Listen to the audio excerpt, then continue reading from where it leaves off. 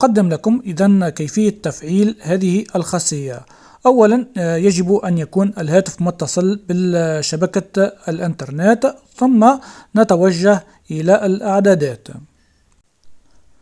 نمرر للأسفل حتى نصل إلى خيار الموقع الجغرافي. إذن نضغط على خيار الموقع الجغرافي، ثم نقوم بتفعيل الوصول إلى الموقع. نمرر إلى الأسفل وننتظر قليلا، سوف تظهر لنا التنبيهات عن الزلازل.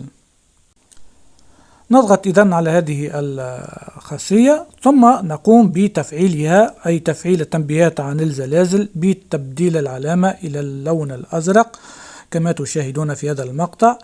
وهكذا تم تفعيل هذه الخاصية. في حال لا سمح الله في حال حصل أي مكروه أو زلزال، تظهر تنبيه مثل ما هو موجود في هذه الصورة مع بعض التوجيهات والنصائح. نرجو السلامة للجميع. أيضا هناك ميزة أخرى مهمة وهي مرتبطة هذه الميزة، وهي تفعيل تحديد الموقع الجغرافي في حالات الطوارئ، ويمكن تفعيلها دائما بتبديل العلامة.